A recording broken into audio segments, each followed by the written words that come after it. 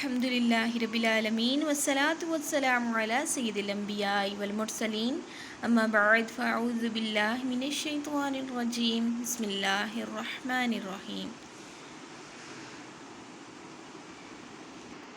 आज हम सबक नंबर 11 यानी जज़म वाले हरूफ के बारे में पढ़ेंगे।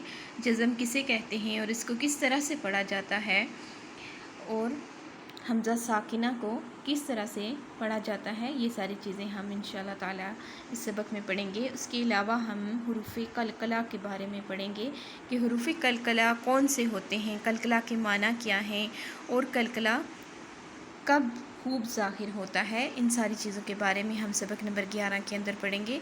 तो आइए शुरू करते हैं। बिस्मिल्लाहिर्रहमानिर्रहीम। ये जो दाल नुमा होती है इसको जज़म कहते हैं। जिस हर्फ पे जज़म आ जाए उसे साकिन हरूफ कहा जाता है। जज़म वाला हरूफ अपने से पहले मुतहरिक हरूफ से मिलकर पढ़ा जाता है, यानी जज़म वाला जो हरूफ होता है वो कभी भी अपनी हरकत से नहीं पढ़ा जाता। हमेशा उसके पीछे जो मुतहरिक हरूफ होता है यानी हरकत जिसके ऊपर ज़ेर ज़बर पेश होगा तो उससे मिलाकर उसको पढ़ा जाता है। इसी तरह हमज़ा साकिना है तो हमज़ा साकिना को हमेशा झटका देकर पढ़ेंगे। जहाँ भी ये कुरान पाक में आएगा, जिस जगह भी आएगा तो इसको हमेशा हम झटका देकर पढ़ेंगे।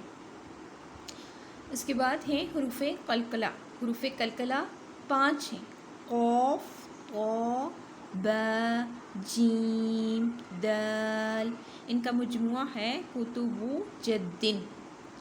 कलकला के माना जुम्बिश और हरकत के हैं। इन हरूफ को अदा करते वक्त मखरिज में जुम्बिश सी होती है जिसकी वजह से आवाज़ लौटती हुई निकलती है, यानी लौटती हुई फिर दोबारा से वापस आती है अपने मुंह की तरफ।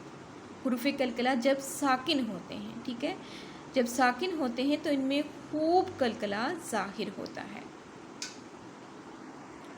अब इस सबक को पढ़ते वक्त आपने हरूफ कलकला का भी खूब ख्याल रखना है कि उनको सही तरीके से अदा करना है और उसके बाद आपने हमज़ा साकिना को जो है वो इसका बहुत ज़्यादा ख्याल रखना है आपने कि हमज़ा साकिना को हमेशा झटका देकर पढ़ा जाता है।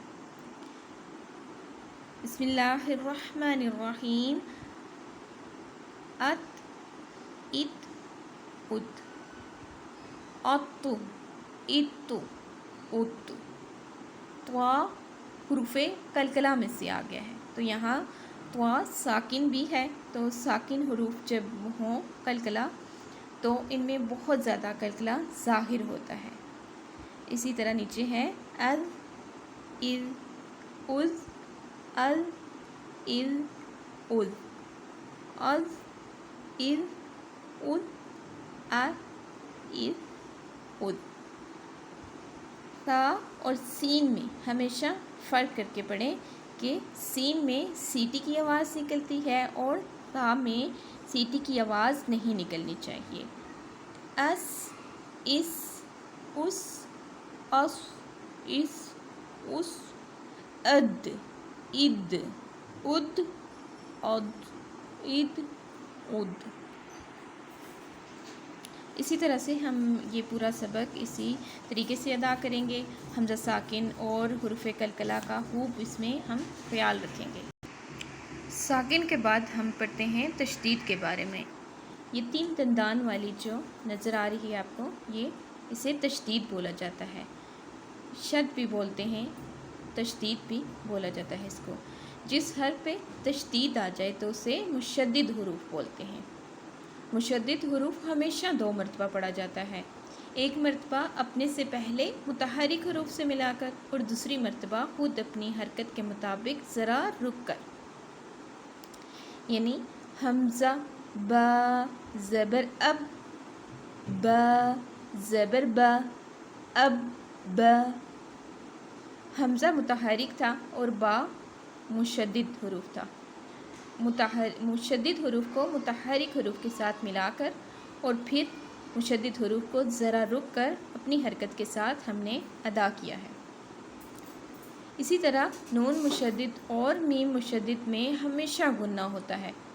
गुन्ना के माना होते हैं नाक में आवाज़ ले जाना گنا کی مقدار ایک الف کے برابر ہوتی ہے، یعنی ایک الف تک اس کو کھینچ کر ادا کریں گے، تھوڑا سا لمبا کر کے۔ جب حروف قلقلہ مشدد ہوں تو انہیں جماؤ کے ساتھ ادا کریں گے۔ پہلا حرف متحرک، دوسرا حرف ساکن اور تیسرا حرف مشدد ہو تو اکثر مرتبہ نہیں، یعنی ہمیشہ نہیں، لیکن کبھی کبھی ساکن حروف کو چھوڑ دیں گے اور متحرک حروف کو مشدد حروف سے ملا کر پڑھیں گے، جیسے عبدتم۔ یہاں پہ دال ساکن ہے، آگے تا جو ہے وہ مشدد حروف ہے۔ اب ہم نے ساکن دال کو چھوڑ دینا ہے، تا کو میم کے ساتھ ملائیں گے اور پیچھے جو با متحرک ہے اس کو تا کے ساتھ ملا کر ادا کریں گے، عبدتم۔ اس سبق میں آپ تشدید کی مشق کے ساتھ ساتھ حروف قریب الصوت یعنی ملتی جلتی آوازوں والے حروف میں واضح فرق کریں۔ جب ہم ان حروف میں فرق نہیں کرتے تو جب ہم قرآن پاک پڑھنا شروع ہوتے ہیں تو وہاں پہ بھی ہم ایسے ہی پڑھتے ہیں تو قرآن پاک کا سارا ترجمہ الٹ ہو جاتا ہے۔